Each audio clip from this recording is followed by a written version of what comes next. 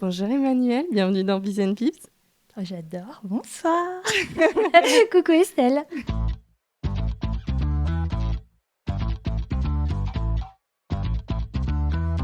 Je Merci. suis vraiment trop contente de te recevoir, ça fait des mois qu'on échange et que je suis tes good vibes, ta bonne humeur et j'avais tellement envie de t'inviter sur le Biz and Pips. Merci. Écoute, moi je suis ravie d'être là et je pense que c'était le bon moment et pour toi et pour moi. Et en effet, notre rencontre date d'il y a quelques mois Ouais, et je suis fidèle, donc me voilà. trop cool. Alors, toi Emmanuel, tu es la coach derrière Mama Powa, tu te dis coach des perfectionnistes. J'adore ce terme et on va en parler dans l'interview. Ton but, c'est aider les femmes, qu'elles soient salariées ou entrepreneurs, à mieux assumer leur rôle, à se sentir plus en confiance, à reprendre en main leur carrière, mais aussi leur maternité. Bref, avoir un espace safe pour se confier, se construire, se décharger et avancer. Toi, cet espace, est-ce que tu l'as eu quand tu es devenue maman ? Alors pardon, mais déjà, j'adore cette intro. Bravo, elle est canon. Je te le redis, t'as bien bossé, t'as bien regardé ce que je faisais. Merci beaucoup Estelle. Moi, est-ce que je l'ai eu cet espace ? Je ne l'ai pas eu, mais je ne l'ai pas cherché. C'est-à-dire qu'en bonne élève perfectionniste, un peu maniaque, un peu contrôlante, je pensais que la maternité, comme tout le reste, comme les études, comme le taf, comme mon couple, je gérerais ça avec une bonne to-do. J'exagère un peu, vous verrez, tu me connais un petit peu. J'ai des propos qui peuvent être un peu exagérés, mais c'est pour dépeindre un peu la situation. Et je me suis dit, bah ok, j'ai le matériel de puériculture, j'ai un bébé qui va bien, ça devrait rouler. J'ai une place en crèche, all good. Et en fait, je me suis pris la plus grande tarte dans la tronche en devenant maman. Tarte que j'avais pas du tout anticipée parce que j'étais un peu égocentrée, pour pas dire beaucoup, très ambitieuse, très carriériste. Et puis, ce bébé, il est venu tout mettre le dawa dans ma vie. Et il n'y en avait plus que pour elle, à tel point que je me suis perdue en chemin. T'as fait une dépression du postpartum ou... Est-ce que j'ai fait ça a posteriori ? On ne saura jamais vraiment. Ouais. Dans les faits, j'ai eu une grosse crise identitaire. Où en fait, la maternité... un peu comme tout le monde, je pense, j'ai découvert l'ambivalence de devenir mère et donc d'adorer être avec ce petit être et en même temps de n'aspirer qu'à une chose, ma liberté. Et donc tirailler toujours entre ces deux choses-là. J'avais un peu oublié que j'avais un mec, que j'avais un boulot, que j'avais des amis, que j'avais une famille. Et donc, je me suis un peu noyée dans ces nouvelles fonctions de mère. Et donc, a posteriori, c'était plutôt désagréable. Maintenant, je crois qu'il a fallu que je me noie et que je me perde à un moment donné pour mieux me retrouver. Et ça a été un chemin. T'es retournée vite au boulot après Non. ton congé mat ? Alors, vite, non. Ma puce avait 6 mois et demi. Ok. Donc, on peut dire que non. C'est pas mal, c'est cool. Voilà, Ouais. j'avais pris un congé parental et typiquement, j'allaitais encore. J'ai allaité jusqu'à ses 9 mois. Et donc, les 3 premiers mois où j'ai repris le boulot, je continuais à allaiter. Ma fille refusait toute autre forme de liquide autre que mon sein. Donc déjà, ça te pose l'ambiance. Tu reprends, tu sais que tu as un bébé dépendant, diversifié, certes. Donc, elle mangeait des yaourts ou d'autres choses en journée. Mais... Tu pouvais pas faire du tir-allaitement ? Ça Alors, marchait ou... ça ne marchait pas. Ah ouais. Moi, il fallait vraiment que ce soit bébé qui stimule ma poitrine. Et sinon, il n'y avait rien qui sortait. Et en plus, tu étais au bureau. Donc, il n'y avait pas de télétravail. Non. Alors, j'avais un jour, je crois, de mémoire de télétravail. Covid n'était pas encore passé par là. Moi, j'ai accouché en 2019. Et c'était 2020. Elle avait 1 an tout pile quand le Covid est arrivé. Et donc, télétravail 1 jour par semaine. Mais surtout, en fait, j'avais beau tirer mon lait, rien ne sortait. Donc, ça n'avait aucune utilité si ce n'est de servir à rien. Et donc, mon bébé, je devais faire la tétée du matin, la tétée du soir. Autant te dire qu'en présentiel au bureau, j'étais là de 9h30 à 17h30. Et moi, ça m'allait bien. Sauf que moi, ça m'allait bien, mais ma boss, ça lui allait pas trop. Et assez rapidement, c'est devenu source de conflits, ces nouveaux horaires, parce que je l'avais mal habituée à faire des petites charrettes, à rester un peu tard, à être celle qui lève toujours la main pour récupérer les nouveaux sujets qui tombent. Et puis, dans mon pipe, dans mon scope, je bossais dans la mode et j'avais entre autres l'opération Noël, qui est une opération à gros enjeux de chiffre d'affaires. Et donc, Noël, on s'y prend 1 an et demi à l'avance pour le préparer. Et là, j'ai dit, en fait, cette année, je ne prendrai pas Noël. Et donc, ça a été mal pris. C'était compliqué. C'était très compliqué. Et j'ai senti que je perdais des points et que pour les augmentations, pour les sujets un peu sympas, quand tu seras remise, quand tu auras arrêté d'allaiter, quand tu seras un peu plus dispo, on pourra éventuellement repenser à toi, mais pour l'instant, ce sera sans toi. Tu l'as vécu comment, ça? Affreux. L'impression de m'être donnée pour une boîte pendant 10-12 ans. Parce qu'en fait, je suis un bébé de cette boîte. J'ai fait 2 BU différentes, mais globalement, j'ai évolué tous les 3-4 ans au sein de cette boîte. Et vraiment de m'être sacrifiée pour cette entreprise. Et là, je demandais 3 mois, 6 mois, peut-être 9 mois de flex pour des bonnes raisons. Et j'ai pas eu l'impression que c'était un vrai T'avais pas partenariat. d'amis à côté de toi qui avaient accouché aussi? Tu pouvais te confier? C'était pire que ça. J'avais une collègue qui avait accouché quelques semaines après moi, mais elle qui était revenue comme en 40 au taf et qui avait pas, elle me semblait ne pas aimer sa fille. Elle n'avait pas un lien de proximité. Elle n'aspirait pas le soir à retrouver sa fille. Alors que moi, à 17h30, au-delà du fait que mes seins étaient comme ça, j'avais une obsession, c'était la retrouver, la câliner. Et tu me mettais une réunion à 17h30. Je dis là, mais C'était au bout de ta vie, ouais. dans quel monde?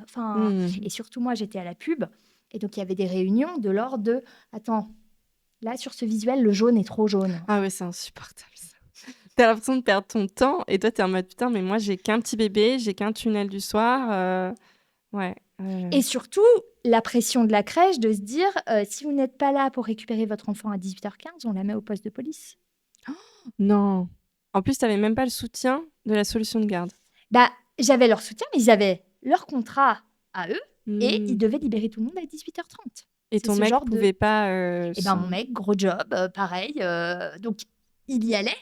Oh là là. Mais c'était compliqué, c'était la course pour les deux. Et donc, les deux frustrés, arrivés à la maison avec la goutte de sueur, bébé dans les parages, bim, au sein direct. Enfin, les 3 premiers mois, je pense que j'avais perdu 5 kilos. J'étais l'ombre de moi-même, j'étais épuisée. On passait notre vie à courir. Donc, la reprise après congé mat a été bien rock'n'roll et surtout une petite amertume. Quand je dis une petite amertume, c'est un mot gentil pour dire le fond du propos.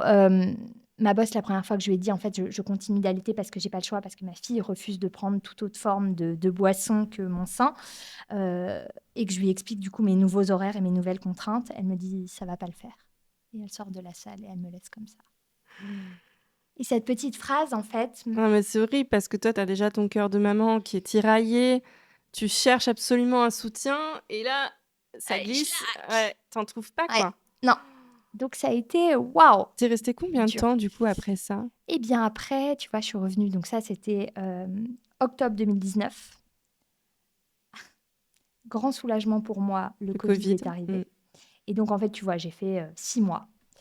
Et après, on a été mis au chômage partiel parce que service communication, marketing, pub, c'est là où on coupe un peu, faire des économies. Et c'est normal. Et donc, j'ai fait un bilan de compétences. Maintenant, j'avais ma gamine, il n'y avait plus de mode de garde, donc c'était sur les genoux. Donc, je bossais, je faisais mon bilan de compétences, j'avais ma gamine en même temps. Un délire. Enfin, le Covid a été quand même assez rock'n'roll. Je pense que pour plein de parents, ça a été difficile cette période-là de devoir être toujours le cul entre 2-3 chaises, de devoir tout gérer. Mais pour le coup, j'ai vu ça comme une échappatoire, de me dire, OK, j'ai l'occasion de faire le point, de prendre un peu de recul, il y a moins de taf. Ma puce, je suis C'était contente. bienvenu, en fait, finalement. Complètement. J'ai du vrai temps avec elle. Et j'ai du temps sur ces siestes, sur ces moments un peu où elle joue tranquille, pour me dire, OK, fais le point, t'as 10 ans d'expérience pro, de quoi tu as envie maintenant? Et alors, de quoi tu avais envie? Eh ben, j'avais envie, moi, ayant été tellement stupéfaite par la maternité et par cette remise en cause globale qu'elle m'avait générée, je me suis dit, mais attends, mais c'est dingo. Pourquoi on m'a pas dit? Pourquoi j'ai pas entendu? Parce que je pense que peut-être qu'on m'a dit, mais que j'étais pas réceptive. Je crois qu'il y a ça aussi. Et surtout, comment faire en sorte que demain, plus aucune femme ne sente ce que moi, j'ai pu ressentir. Ce côté, mais attends, mais dans quelle étagère? Mais c'est ça ma vie maintenant, être scotchée à mon bébé au sein, et quand je reprends le boulot, plus me sentir alignée. Qu'on te regarde mal parce que tu pars tôt, que... Voilà.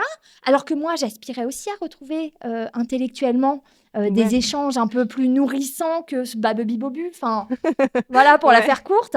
Et en fait, j'ai complètement déchanté. Parce que, le taf, à un moment, c'était que de la mode. C'était Strass, paillettes, donc c'était sympa. Moi, j'ai toujours rêvé de bosser dans la mode. Je suis une petite provinciale. Moi, la mode, c'était le catalogue La Redoute, où j'envoyais ma lettre à la poste pour commander mon pantalon ou mon petit haut sympa. Donc, je vous parle d'un temps que les moins de 20 ans ne peuvent pas connaître. Je suis un peu boumeuse sur le sujet. Mais pour dire que moi, OK, aujourd'hui, j'avais ce pied dans la mode. Dream job, check. J'étais trop contente. Sauf que là, le Ouais, le soufflet retombe. désarroi Et en qu'est-ce devenant que je vais maman. faire de ça? Et surtout, j'ai une petite et j'entends devenir un rôle modèle pour elle. Et j'entends m'éclater dans le taf parce que je suis pas faite pour être mère au foyer. Je te l'ai pas dit, mais les 6 mois où j'étais tout seule avec ma gamine, il y a eu certaines journées qui étaient quand même très très longues. Ah ben, j'imagine. Tu vois? J'imagine, ouais. Donc, mon mec a repris au bout de 15 jours, bim bam boum, avec un gros scope, un gros job. Et ben voilà. Et puis toutes les copines, moi j'étais dans les premières à avoir accouché. Donc, la solitude. Voilà, donc je me suis dit, je veux créer Mama Powa parce que il est hors de question que les nanas qui ont fait des jolies études, qui ont la tête bien faite, qui ont des convictions, qui se sont formées à la parentalité, qui ont envie de donner le meilleur d'elles-mêmes, vivent ce que moi j'ai pu vivre. Et donc, sans transition, je me suis formée et en tant que doula, parce que la maternité a éveillé en moi quand même un certain nombre de questions sur quelle maternité j'ai envie d'avoir, quelle façon d'accoucher, comment finalement la puissance des femmes est parfois reléguée au second plan par le corps médical. Et donc, je me suis formée en tant que doula et je me suis formée en tant que coach. J'ai hésité à reprendre des études de psy. Peut-être que dans quelques années, ça le sera.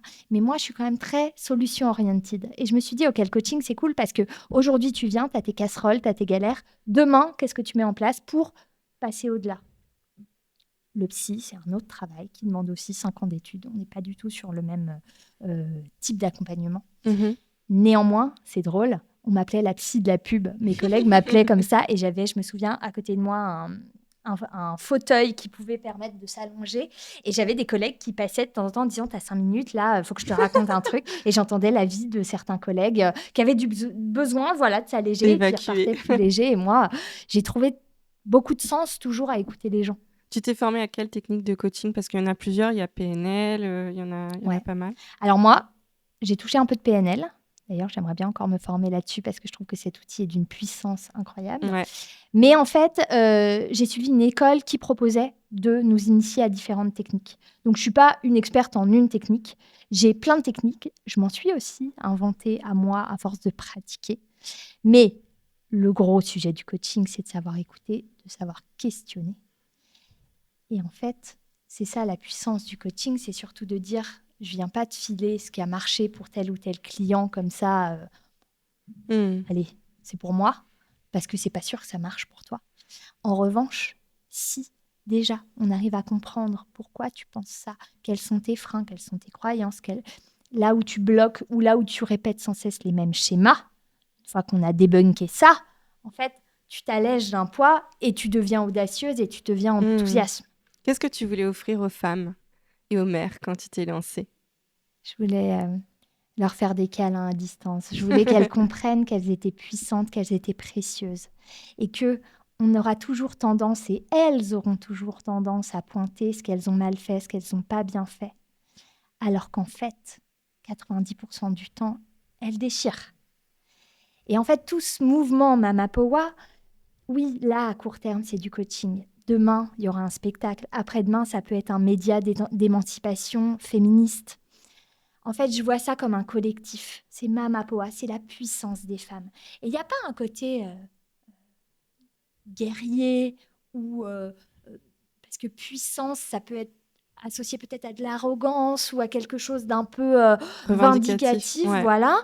Non, pour moi, la puissance, elle se fait aussi dans la résilience, dans la vulnérabilité. Et c'est ça que j'encourage chez les femmes et chez toutes les femmes, pas juste celles que j'accompagne. C'est la puissance des femmes parce qu'on est là, parce qu'on tient. Même quand c'est la tempête, on est là. Et de se dire, en fait, je suis assez et ma voix compte. Rien que ça... Ah, ok, on va se détendre. C'est pas grave s'il n'a pas mangé ses 5 fruits et légumes par jour, si je fais pas la DME, si les neurosciences, machin. En fait, je fais de mon mieux. Et faire de mon mieux, c'est déjà incroyable. Moi, je voulais t'inviter à mon micro parce que, bon, déjà, tous les sujets que tu abordes, je trouve que tu les abordes avec un angle qui est tellement pertinent déjà, j'ai envie de traiter plein de sujets avec toi. Il y en a un qui revient souvent. Là, je vais plutôt parler pour le côté entrepreneur, puisque voilà, on est sur Biz and Bibs, mais je sais que ça peut aussi toucher les salariés. C'est le syndrome de l'imposteur, qui est quand même très souvent féminin, qui est très souvent propre aux femmes. Comment on fait pour le traiter, ce syndrome, pour l'adresser, pour s'en affranchir? Parce que c'est quand même quelque chose qui peut nous freiner dans nos carrières. On peut aussi le ressentir au niveau personnel, je pense. Ce que tu disais, quand on devient maman, on se compare. Ah, mais elle fait ça, et moi, je fais pas ça. Mais est-ce que je suis une bonne mère? Donc, enfin, voilà, c'est un énorme sujet que je pense que tu vois beaucoup en coaching. Qu'est-ce que tu leur dis à tes coachés sur ce sujet-là? Alors, je leur dis déjà, le fait de se poser la question, c'est que vous n'êtes pas une imposture. Je crois que les gens qui font tête baissée, qui sont tout feu, tout flamme, qui nous disent « oui, je suis capable de faire atterrir un avion alors que j'ai aucune notion de pilotage d'avion », ceux-là, warning, j'ai tous mes feux au vert, attention, qu'est-ce qui se passe? Tous mes feux au rouge, d'ailleurs, plutôt. Le fait de se poser la question « est-ce que je suis assez intelligente, assez capée, assez préparée sur le sujet ?» montre que déjà, vous êtes en chemin. Mon point, c'est de dire syndrome de l'imposteur, ok, pourquoi pas. J'ai peur, mais j'y vais quand même. C'est pas un syndrome de l'imposteur. S'il y a syndrome de l'imposteur, c'est j'ai peur et je loupe la promotion, je prends pas ma place au Codir, au Comex ou sur la scène où il y aura tout le Graal de mon entreprise qui va me juger sur ma prise de parole, ou en tant qu'entrepreneur, j'ose pas aller voir un tel qui va peut-être m'ouvrir les portes pour faire du biz. Là où ça me pose un problème et où il y a un vrai syndrome de l'imposteur, c'est quand on se dit j'ai peur et j'y vais pas. Et donc le point, c'est de dire, si je me pose la question, déjà, c'est qu'a priori, ça sent bon et que j'ai peut-être pas 100% des réponses et je suis pas 100% préparée. Mais est-on jamais 100% prête à faire quelque chose dans la vie? Ouais. À aucun moment, en fait.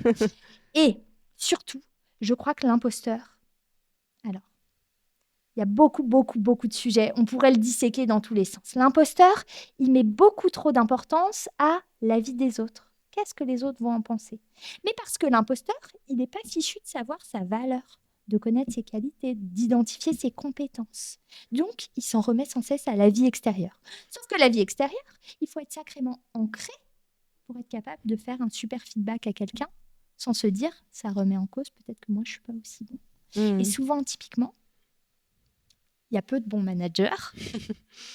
C'est souvent des gens qui sont promus managers, ils ont des compétences techniques, mais ce n'est pas des managers de base. C'est souvent ça qui arrive. Tout à fait. Et donc, du coup, pour être capable de partager la lumière, de dire, en fait, aujourd'hui, voilà, je vous présente telle étude ou tel résultat ou telle chose, et c'est un tel dans mon équipe qui a été en charge de ça, il faut être sacrément ancré en tant que manager. Ouais. Ça veut dire, ah oui, il est bon, celui de ton équipe. Ouais, mais moi, j'ai été très bon pour le garder, pour le recruter, pour le faire grandir. En tout cas, sauf qu'il y a peu de managers qui sont capables de mettre la lumière sur leur N-1. Et surtout, donc, quand on est syndrome de l'imposteur, on se dit, OK, je suis arrivée, c'est soit parce que mon manager, c'était un pote et du coup, il m'a pris, soit on met ça sur le coup de la chance. Non, mais tu sais, voilà, j'ai eu une bonne idée, mais c'est un coup de bol. Ça ne se représentera pas. Et à aucun moment, l'imposteuse se dit, mais en fait, toutes ces années-là où je potasse, où je travaille, où je fais ma fourmi besogneuse, où je fais des charrettes le soir, etc., tout ça, j'ai engrangé suffisamment d'expérience, de compétences, de savoir-faire et de savoir-être aussi, pour aujourd'hui être citée comme un modèle, comme quelqu'un de bien. Et donc, du coup, l'impostrice, il faut qu'elle arrête de mettre sur le compte des autres ou sur la chance ses réussites. Il faut juste qu'elle se dise, et c'est difficile, face à face dans le miroir, t'as fait du bon boulot. T'es fière. Je suis fière. Qui arrive à dire que je suis fière de moi ? C'est un travail d'auto-estime et de connaître ses valeurs. Complètement. De s'affranchir et de se dire, parce que si on ne dépend en termes de valeurs que de l'appréciation extérieure, le jour où on n'a plus cet aval de son boss, de son mec, là, le sol se dérobe. La terre s'effondre. Qui suis-je ? Qu'est-ce que je vaux ? Donc l'idée, en tout cas moi en coaching, c'est de faire un travail sur qui tu es, en quoi tu es bonne et qu'est-ce que tu aimes faire. Certains diraient ça se rapproche de l'ikigai ou bref, il y a différentes techniques, peu importe. Mais l'idée, c'est de se dire, en fait, no matter what, quoi qu'il arrive, je sais que j'ai des ressources. Ces ressources, elles sont précieuses. Demain, on me file un super projet XXL, j'ai peur, J'ai pas toutes les connaissances à date. J'ai peut-être pas l'équipe qu'il faut. Il faut que je m'appuie sur des prestats, etc. Ok, je prends le point. Dites oui, les filles. Vous dites pas assez oui. Vous dites trop oui sur les trucs qui vous font suer alors que vous devriez dire non. Mais vous ne dites pas assez oui à la nouveauté, au challenge et aux choses qui vous sortent de votre zone de confort. L'imposteur... Faut qu'on apprenne à dire non à toutes ces sollicitations extérieures qui peuvent nous faire perdre du temps, etc. Mais apprendre aussi à dire oui aux belles opportunités. Complètement. En fait, c'est le seul moyen de grandir et de muscler sa confiance en soi. Parce que la confiance, elle vient que dans l'action.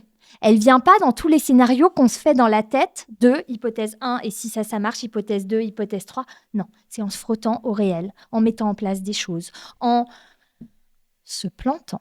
L'échec est beaucoup plus vecteur de confiance en soi que la réussite. C'est vrai ? Mais complètement. Mais parce qu'en fait, on refera pas 2 fois la même connerie, ou on fera différemment, on ajustera, et donc on a grandi, et donc on a gagné de l'expérience et de l'aplomb. Et donc, forcément, ça vient muscler la confiance en soi. Donc, faire, bouger, essayer, tester, se prendre des portes, revenir par la fenêtre. C'est que comme ça qu'on muscle sa confiance en soi. Et surtout, c'est dans l'action que vient la clarté. On ne peut pas imaginer, et ça, Estelle, je pense que tu es bien placée pour le savoir, notamment en tant qu'entrepreneur, on a peut-être un business plan, peut-être une ligne de route sur les 3, 6, 9 mois, 1 an, un prévisionnel, avec les différentes actions, sauf que dans la réalité, test and learn, on ajuste en permanence, on prend des opportunités, on en lâche d'autres qu'on pensait qui allaient être cool, et en fait, non. En fait, c'est un ajustement permanent. Et c'est ça qui fait qu'on se dit, en fait, j'ai progressé. C'est ce fameux growth mindset, le 1% par jour, où je vais aller chercher à m'améliorer, à être encore plus moi, encore plus alignée. Bah, c'est ça, en tout cas, que je les amène à faire, de dire, OK, t'as coché les cases, t'as fait les bonnes études pour faire plaisir à papa, maman, t'as trouvé le bon mec, propre sur lui, beau nom, machin, OK, fine, t'es dans un bel appartement, t'as des beaux enfants. Sauf qu'à la fin, t'es pas très heureuse. Et j'ai l'impression qu'il te manque un truc, t'as perdu cette étincelle dans les yeux, t'es plus très vivante, t'es plus très alignée, plus très... Et la maternité pour certaines, mais pour d'autres, ça va être... souvent, c'est dans la douleur quand même, les prises de conscience. Ouais. Une maladie pour elle ou un proche, une deuil, une séparation, qui vont faire un peu remettre à plat les choses et se faire dire, OK, donc la vie est courte. Je passe 10 heures par jour au boulot. Dans quelle mesure j'ai envie de faire de ces 10 heures d'être impactante, d'être à ma place, d'œuvrer pour une cause qui m'est juste. Et encore une fois, il n'y a pas de notion de jugement. On peut bosser dans la mode et trouver que la cause est juste. On peut bosser pour sauver des gens et trouver que la cause est juste. Très bien. Mais juste se sentir aligné à sa place. Et c'est le plus beau cadeau qu'on puisse se faire et derrière faire à nos enfants et à notre famille. Dans cet épisode, j'ai l'impression qu'on va en prendre plein les oreilles, qu'on va ressortir avec plein déjà de clés pour mieux avancer dans sa carrière, qu'on soit salarié ou entrepreneur, mais aussi maman. Là, tu parlais d'alignement. Il y a aussi une chose qui est très importante, c'est le leadership. Être aligné pour être une meilleure leader. Et ça, le leadership, c'est quelque chose qui est très important, qu'on soit salarié ou entrepreneur, d'ailleurs, pour avoir un poste à haute responsabilité. Mais quand on est entrepreneur, on rame sa propre barque. Et si on n'assume pas un petit peu, si on ne prend pas une posture assurée, confiance, là je parlais donc du syndrome de l'imposteur, c'est très lié. Et une chose que j'ai évoquée dans l'introduction, toi, tu dis travailler le perfectionnisme des femmes. Et c'est quelque chose que je trouve très, très vrai, c'est qu'on a tendance à être tellement perfectionniste, à vouloir tout avoir parfait que, en fait, des fois, ça peut travailler contre nous. Et moi, la première, d'ailleurs, je suis très, très perfectionniste. Alors, explique-moi, c'est quoi ce perfectionnisme ? Comment, toi, tu le travailles pour aider dans cette posture de leader ? Ok, j'adore cette question. Alors déjà, le perfectionnisme, c'est le perfectionnisme des mères. Pour celles qui, parce que bon, de ne pas le voir écrit, c'est pas forcément évident à l'oreille. Toute cette perfection, c'est finalement cette pression qu'on s'impose aussi bien au taf qu'en famille. C'est ce truc où en fait, on a toujours, on anticipe toujours. On prévoit, il y aura tel événement dans tant de jours, donc il faut que je fasse des courses comme ça. Ok, on va prendre le déj chez belle-maman, il faut qu'on ramène le dessert, il faut prendre ça. Ok, le petit rentre plus dans le 9 mois, il faut que j'achète le 12 mois. C'est ce truc où on a toujours 3 wagons d'avance. Et globalement, on ne va pas se mentir, à 80% du temps, c'est hyper utile.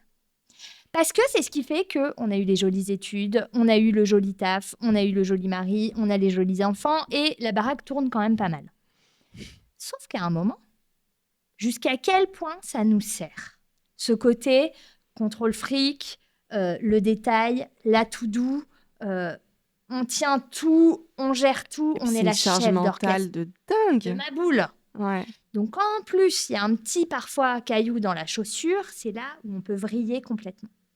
Donc le point, c'est de dire, je fais pas de miracle, je peux pas changer complètement une perfectionniste en YOLO woman.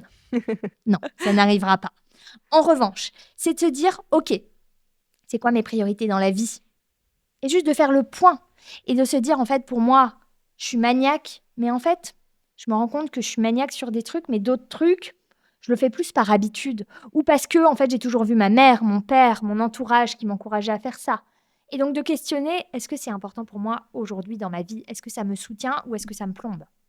Et surtout, à un moment, de se rappeler que l'humanité est faite de faiblesse, de vulnérabilité, de fragilité. Vous êtes juste humaine. Et une humaine, elle ne peut pas lancer une lessive en même temps qu'elle répond à un mail, en même temps qu'elle passe l'aspirateur, en même temps qu'elle fait revenir un gigot de 10 heures. Qui fait des gigots de 10 heures ? Je ne sais pas. Bon, je suis une grosse gourmande et donc du coup, je me suis dit, c'est ça. En fait, le point, c'est de dire à un moment, je suis humaine et donc, j'arrête de relire 18 fois mes mails avant envoi. Oui, probablement, une fois sur 10, j'oublierai la pièce jointe. Ça arrive à tout le monde, c'est OK. Dans quelle mesure ça me remet en cause professionnellement ? Aucune mesure. Dans quelle mesure, dans 3 ans, ça aura de l'importance ? Aucune importance. Qu'est-ce que tu dirais à ta meilleure pote qui a oublié de mettre une pièce jointe dans son mail ? Bon, bah, ma poule, c'est pas grave, la prochaine fois, tu la mettras du premier coup. Dans les faits, on s'en fiche un peu. Et c'est un moment juste de relativiser et de dire est-ce que ça aura de l'importance dans 1 an, 2 ans, 3 ans, 5 ans ou sur mon lit de mort ? Franchement, il n'y a pas grand-chose qui a de l'importance. Et quand on est comme ça, à tout crin, c'est à un moment, les filles. Ok, mais vous allez sur l'autoroute du burn-out.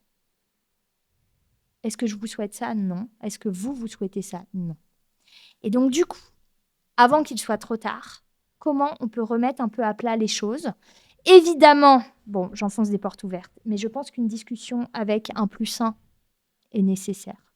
Parce qu'en fait, évidemment, souvent, +1 a bien conscience qu'on porte tout. Sauf qu'il a l'air étonné quand on lui dit qu'on est fatigué. Ça, c'est les +1 pas sympas.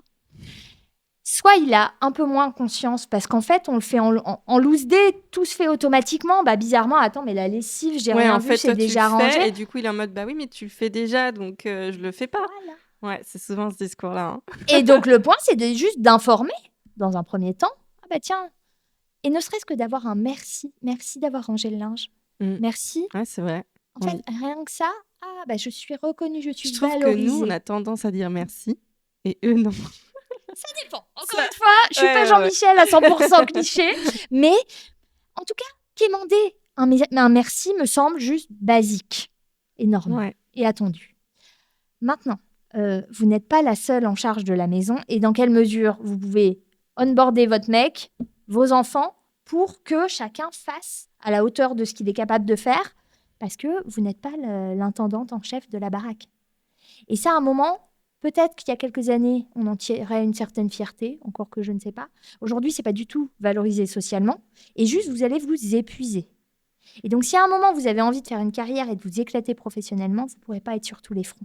Et c'est OK. Mais à un moment, qu'est-ce que vous choisissez ? Est-ce que la baraque, c'est important qu'il n'y ait pas de minons de poussière, de petits moutons de poussière, je ne sais pas comment on dit. Est-ce que, je ne sais pas, à vous de mettre des curseurs. Est-ce que si la panière de linge déborde un peu, est-ce que vraiment c'est important ? Est-ce que ça vous empêche de dormir ? Si la réponse est oui, faites-le. Si la réponse est en fait non. Et peut-être que je peux aussi expliquer à mon mec comment on trie du linge et peut-être que ça peut devenir son sujet. Et quand vous déléguez un sujet, les filles, déléguez-le de A à Z. Exemple. On a un sujet pas très glamour, mais la poubelle. Si votre mec devient chef de projet poubelle, c'est-à-dire qu'il gère l'achat des sacs poubelles, il gère le vidage en bas, l'essuyage des gouttes de poubelle au fond de... Non mais... Et il rachète automatiquement les sacs poubelles à venir. Et vous n'entendez plus jamais parler du projet poubelle. En fait, l'idée, c'est de déléguer, mais complètement, certains sujets qui sont OK pour vous, OK aussi en face. Hein. L'idée, c'est de lui demander son avis. Et une fois que c'est délégué, de sortir ça de votre tête, de votre to-do, de votre vie, juste d'utiliser la poubelle à bon escient. Et ça, pour le lave-vaisselle, pour les courses, pour tout, en fait. Mais à un moment, c'est aussi accepter que ce soit fait différemment de ce qu'on a l'habitude de faire. Exemple, quand votre mec habille votre enfant... Et ça, c'est travailler sur son perfectionnisme, parce que... Complètement. Parce que l'enfant habillé comme l'as de pique, parce que papa s'est craqué, parce que, je sais pas, il y avait une couche débordante et du coup, il a fallu changer, et que vous choisissez avec attention tous les petits vêtements pour faire des jolies tenues, et que là, papa, il vient faire n'importe quoi. Je fais du cliché, mais vous m'aurez compris. Bah, en fait, dans quelle mesure c'est important? Dans 3 ans, dans 5 ans? Et ça fait plutôt des photos marrantes, et vous en rigolerez dans 10 ans, dans 20 ans. Et je crois que c'est aussi... Alors, je suis pas là pour culpabiliser et pour dire non, mais il faut lâcher la rampe sur tous les sujets. Non, pas du tout. Je pense qu'il y a certains sujets qui vous tiennent à cœur et ceux-là, les lâchez pas. Le temps de présence avec vos enfants. Peut-être que si vous croyez au pouvoir des ateliers Montessori, de la DME, de pas mal de choses, faites-le. On n'a pas l'occasion d'avoir des bambins, d'avoir des enfants en bas âge. Ça dure pas longtemps. Ouais. Faites-le. Maintenant, vous n'êtes pas obligé, je sais pas, de tout faire maison, de tout faire comme ci, comme ça, comme vous faisiez avant quand vous aviez du temps dans votre vie, que vous n'aviez peut-être pas d'enfants, peut-être pas une carrière aussi buzzy, etc. Et tout passe, encore une fois. Et c'est pas parce que votre enfant va manger pendant 6 mois plutôt des pommes-potes. Bon, on espère que à la crèche, à la cantine, il va découvrir d'autres fruits et c'est OK. À un moment, en fait, juste faites-vous confiance, faites-lui confiance et tout ira bien. Et vous ne mettez pas la pression outre mesure sur certains sujets. Globalement, votre enfant, il a besoin de vous. Ouais. Et pas de votre savoir-faire, de votre recette ancestrale de, je disais quoi, gigot de 10 heures. Ouais. En fait, on s'en fout. C'est du temps, c'est vos bras, c'est vos jambes, c'est vos câlins, c'est votre voix. Ça... Et la perfection, ça aide à tendre vers une meilleure version de soi. Donc, je ne suis pas contre. Maintenant, la perfection à tout Il ne faut pas qu'elle nous épuise. Vous emmène dans le mur. Donc, du coup, voilà, on relativise. On se dit, qu'est-ce que je dirais à ma meilleure amie dans pareille situation? Dans quelle mesure je peux déléguer? Clairement, c'est la matrice des Eisenhower. Qu'est-ce qui est urgent? Qu'est-ce qui est important? Et ce qui n'est ni urgent ni important, on le jarte de sa vie, tout simplement. Et ça, c'est typiquement... Là, tu me parles beaucoup du côté perso, donc quand on est maman. Mais côté pro, ça se traduit avec le syndrome de la bonne élève, non? C'est ce que tu... Le good girl syndrome. Ouais, le syndrome de la bonne élève. En fait, moi, toutes celles qui passent la porte de Mama Poa, elles ont ce fameux syndrome de la bonne élève, qui comprend entre autres le syndrome de l'imposteur, l'importance de la vie des autres, ce côté people pleasure, ce côté j'écoute les besoins des autres avant les miens, et donc je ne sais pas vraiment qui je suis, qu'est-ce que j'aime faire, qu'est-ce qui me fait du bien. En fait, je me nourris. Et c'est bien aussi de se nourrir de la sympathie, de la joie des autres. C'est une forme de moteur. Mais à un moment, si ça vous dessert, si ça vous plombe, tranquille. Rendez-vous heureuse vous-même avant de rendre les autres heureux. Moi, tu vois, ce déclic, je l'ai eu en tombant enceinte. Je pense que je suis quelqu'un qui est très people pleasure. J'adore les gens, j'adore rencontrer les gens, j'adore parler avec eux, j'adore leur faire plaisir. Moi, mon adage, c'est vraiment fais aux autres ce que tu aimerais qu'on te fasse. Et en fait, quand je suis tombée enceinte, je me suis dit non. Mais en fait, là, je fais une carrière qui ne me plaît plus, ou en tout cas, je fais des missions qui ne me plaisent plus, qui ne me rendent plus heureuse. Je vais accueillir un petit bébé, je vais changer d'identité. Il faut que je pense à moi, en fait.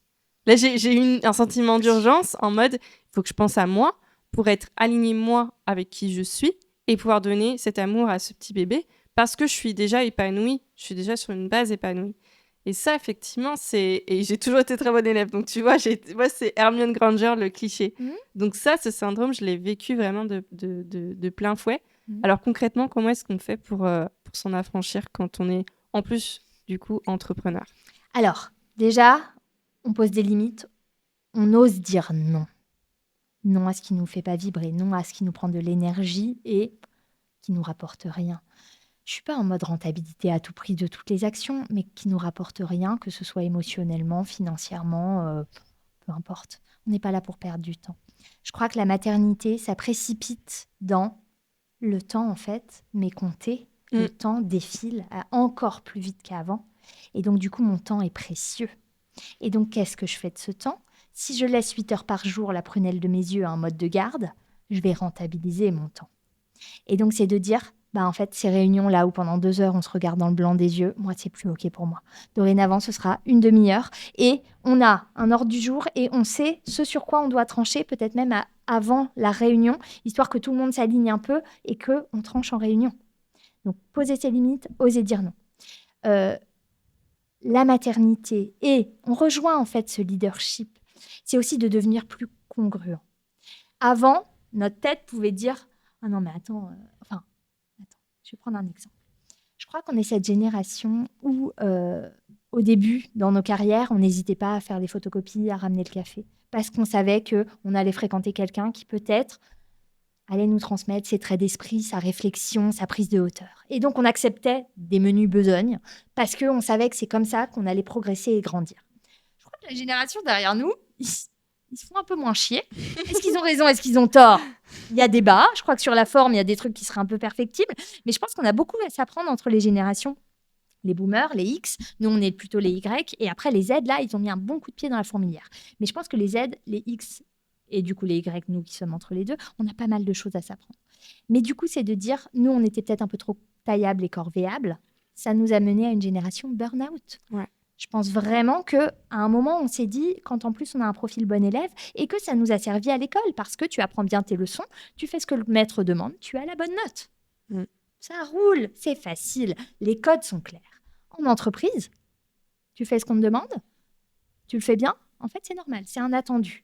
Et des fois, tu peux aussi tout faire bien et te prendre dans la gueule une hiérarchie qui n'est pas du tout supportive, te prendre la déception amicale, te prendre la déception personnelle. Et c'est là où tu expériences la vraie vie adulte et tu te dis « Ah merde, mais en fait... J'ai pas les codes. On m'a pas appris. Moi, jusque-là, ça marchait. Mais pourquoi ça marche plus?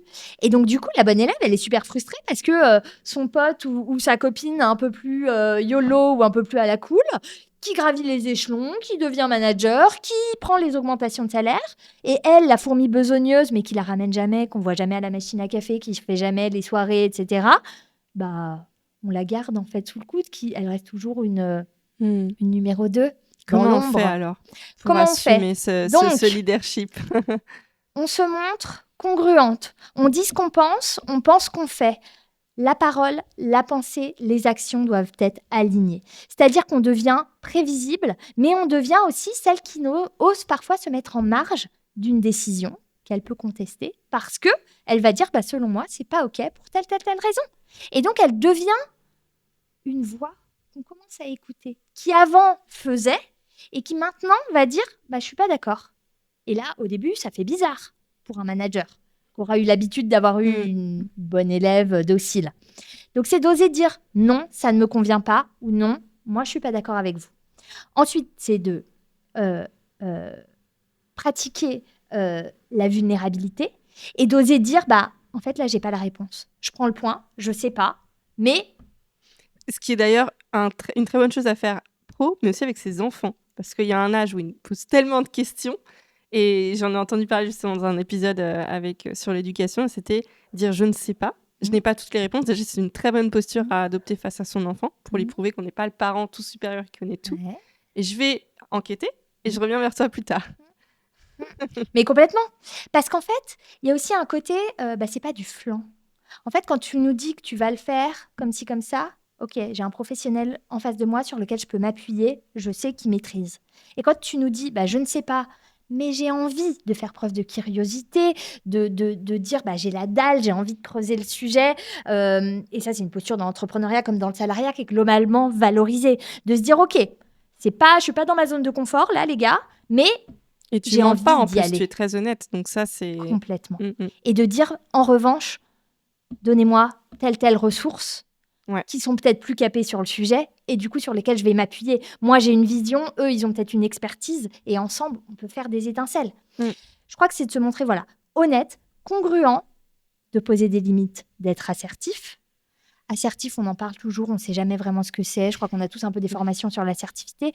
En fait, oser dire non, c'est la chose la plus difficile au monde. Ah ouais. Parce qu'en fait, qu'est-ce que ça vient pointer du doigt? C'est si je dis non à mon boss qui, entre deux portes, me dit « Attends, pour demain, j'ai besoin qu'on sorte tel dossier ou que tu avances sur tel sujet », on a peur qu'il croit qu'on n'est pas capable, qu'on n'a pas les épaules, qu'on n'est pas assez expert.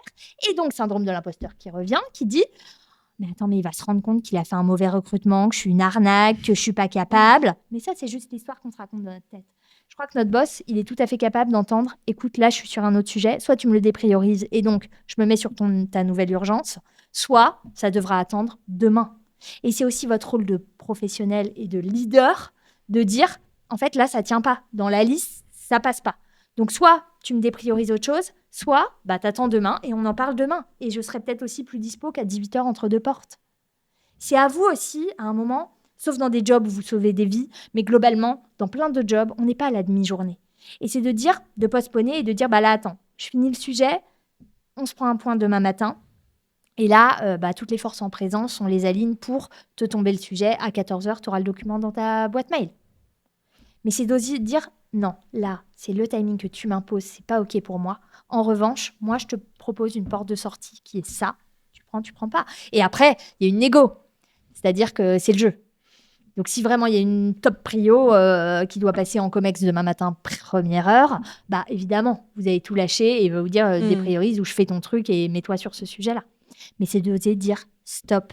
Stop, là, je suis un être humain. Là, c'est pas OK pour moi. Et là, ça va me demander du jus de cerveau que soit je n'ai pas à l'instant T, soit il faut que tu me sortes d'autres trucs. Comment on le fait pour le travailler sur la durée, ce leadership ? Alors, en fait, il ne se travaille que sur la durée. C'est pas des one-shots de devenir un leader. Évidemment, certaines personnes ont un talent peut-être naturel pour adopter. Plus de charisme. Je ne sais pas si le charisme fait les bons leaders. Le charisme, ça fait... En tout cas, plus de confiance pour oser, quoi. Je sais pas. J'ai fréquenté pas mal de gens charismatiques. Quand tu grattes un peu, en fait, il n'y a rien derrière. Donc, à un moment, les gens qui pérorent et qui se la racontent, prouve-moi que tu es fiable et après, on bosse ensemble. Bon, moi, je suis un peu comme ça, mais parce que j'en ai fréquenté beaucoup et parce que j'ai peut-être pu l'être pour certaines personnes, avoir ce discours un peu show-off. Non, moi, je pense que ça se construit sur la durée, ça se construit au contact des gens. On n'est pas un leader tout seul.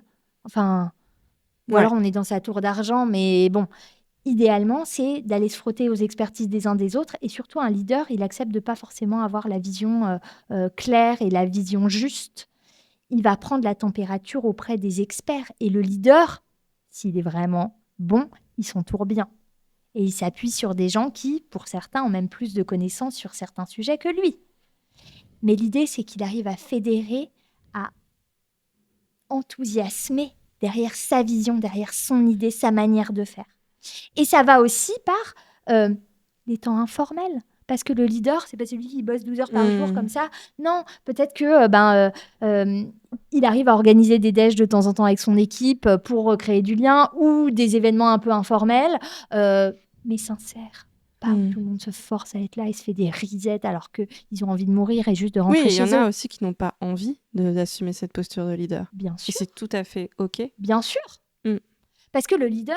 L'important, c'est d'être aligné avec ce qu'on veut et ses objectifs, ses ambitions, que ce soit personnel ou professionnel.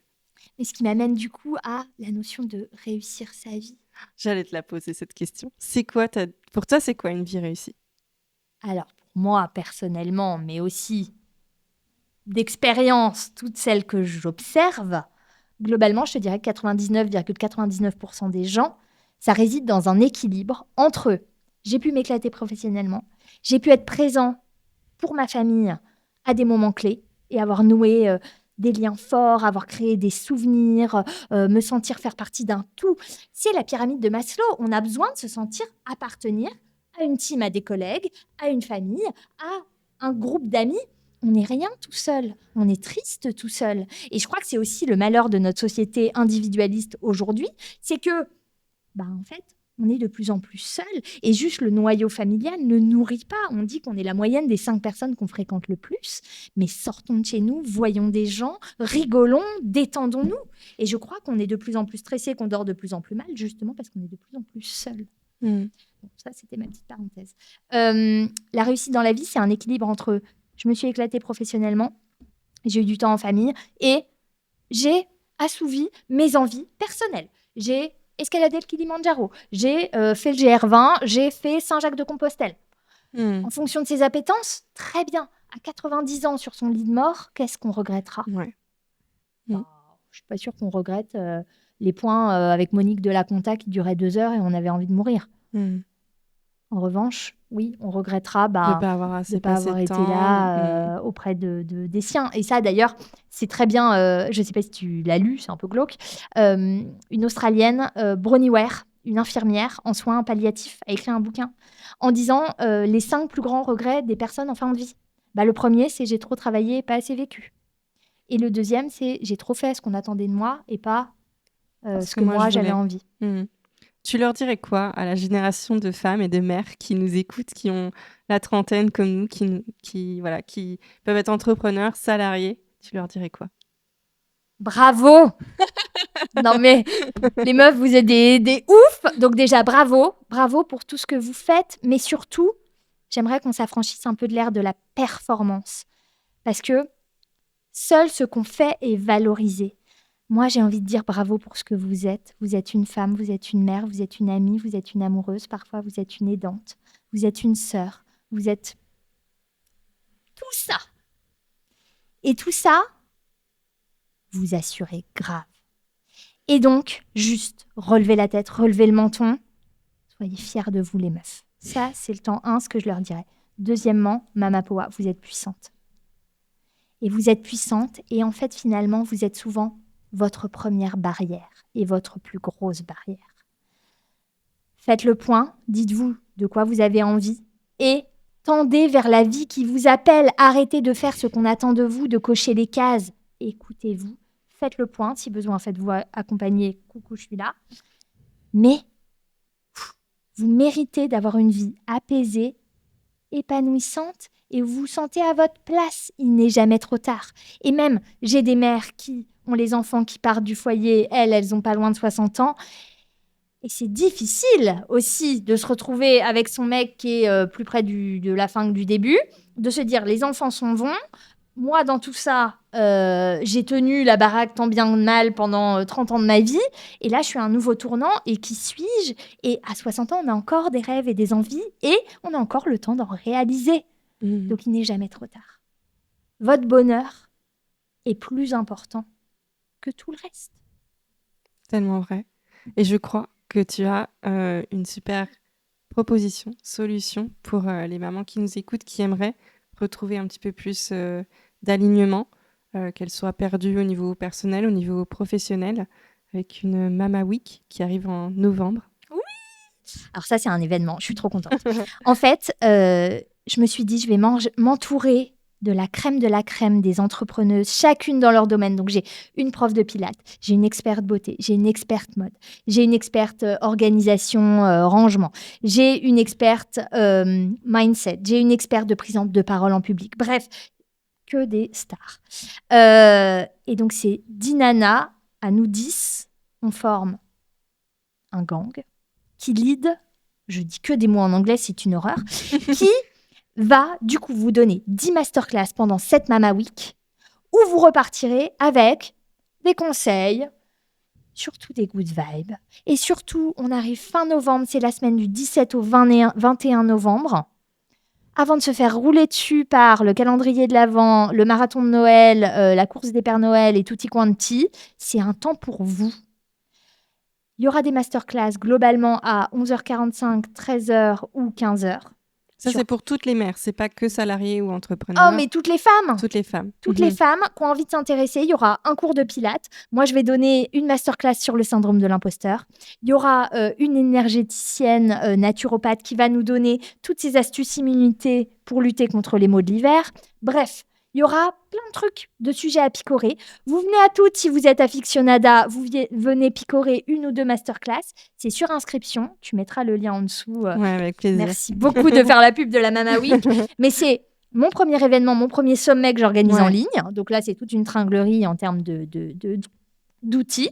Mais ça va le faire. Et il y aura tous les replays pour celles qui n'auront pas pu être. Parce qu'évidemment, j'adorerais que tout le monde pose du télétravail pendant les 4 jours de la Mama Week. Ce ne sera pas possible. Donc, il y aura des replays qui vont être dispo sur une longue période de temps. Et surtout, il y aura des offres Mama Week chez chacune des expertes qui vont prendre la parole, histoire de dire, voilà, en plus, je peux bénéficier d'un accompagnement en naturopathie, d'un accompagnement avec moi, d'un accompagnement de pilates à un tarif intéressant pour la Mama Week. Non, mais c'était important pour moi d'en parler. Tu m'en as touché un mot pendant qu'on préparait l'épisode. Moi, j'avais suivi un petit peu, mais je ne savais plus trop la date. Je trouve que ça tombe à pic. Et surtout, avec tout ce dont on a parlé, toutes les choses que l'on peut travailler, nous, en tant que femmes, en tant que mères, si on peut avoir un espace où on peut souffler, où on peut déculpabiliser, où on peut apprendre des trucs, où on peut peut-être avoir un déclic, voilà, je suis très heureuse en tout cas d'en parler. Et déjà, merci Emmanuelle, parce que cet épisode, c'est déjà une masterclass en soi. Tu pourras le mettre en ressources dans ta Mama Week, mais c'est vraiment une masterclass en soi sur le lâcher-prise, sur le réalignement, sur comment s'affranchir du syndrome de la bonne élève, du syndrome de l'imposteur. Si tu avais une toute dernière chose que tu voudrais dire sur cet épisode, ce serait quoi ? Je vais prendre mes notes parce que je crois que j'avais noté des trucs, tu vois, et la bonne élève, j'avais bien pris mes notes, etc. Je peux pas te dire une chose. Est-ce que tu me laisses 2 minutes ? Ouais. Et là, je vais être en mode mitraillette. Premier conseil, les filles, arrêtez de vous comparer aux autres. On ne se compare qu'à soi-même. Qui on était il y a 2 ans, il y a 6 mois, il y a 1 jour, on est mieux, good job. Basta. 2, on relativise l'échec. Je le disais, l'échec, c'est un mentor. C'est pas une fin en soi. Ça ne remet rien en cause de votre valeur. C'est parfois un passage obligé pour demain réussir. 3, on apprend à s'apprécier, à se valoriser, à s'aimer. Pour s'affranchir de la vie extérieure, je le disais, il faut connaître ses forces, ses compétences, ses qualités. C'est ce qu'on fait en coaching. S'affranchir des codes. Et là, j'ai une question. Si tout est simple, demain, tu fais quoi ? Et en quoi c'est différent d'aujourd'hui ? Et dans quelle mesure, une fois que tu as identifié vers quoi tu as envie d'aller, si tout est simple, si tout est possible, quelles petites actions tu commences à mettre en place dès maintenant pour t'en approcher ? Et dernier point, et on en parlait, mais je renfonce les portes ouvertes, oser dire oui, oui à la nouveauté, oui à l'opportunité, oui au challenge. Dites oui les filles. Même à ce cours de Hills improbable, en fait, vous découvrirez que vous avez des ressources et que peut-être vous étiez ridicule, mais en fait, tout le monde l'était et c'est OK. Et vous avez trop kiffé, vous êtes marrés. Restez des enfants, écoutez les enfants à l'intérieur de vous et dites oui à cette sortie complètement saugrenue, à cette marche en forêt, à ce truc que vous n'avez pas l'habitude de faire. Sortir de sa zone de confort. Mais oui, pour muscler sa confiance, encore une fois, et se dire, en fait, j'y allais avec un a priori pas dingo, et en fait, c'était cool. Et là, ça vous rend vivante. Moi, je veux que vous soyez vivante. Et donc, dites oui à des trucs où, fondamentalement, vous n'avez jamais fait, ou vous avez un a priori pas ouf. Si c'est en bonne compagnie, ce sera génial. Et surtout, sortez de chez vous. Voilà. Bisous. On adore ces dernières pépites. Même, je ne vais même pas les appeler conseils, je vais les appeler pépites. Pour bien démarrer la journée, puisque du coup, Biz & Bibs est diffusé à 7h30 du matin. Alors, si vous écoutez ça très tôt le matin, encore un peu la tête dans le brouillard, quand vous êtes en train de préparer les quiz, vous êtes sur le chemin du travail, j'espère que ça vous mettra de bonne humeur. Je vous invite fortement à aller suivre Emmanuelle Mama Poa sur Instagram, sur LinkedIn, Emmanuelle Roy-Jacquin, à aller voir ce qu'elle fait, parce que c'est génial. Je pense que vous avez pu en avoir un bel aperçu. Merci Emmanuelle pour être passée à mon micro sur Biz & Bibs. Merci Estelle, je te fais un gros câlin. Un câlin, voilà. Bisous ma belle. Merci.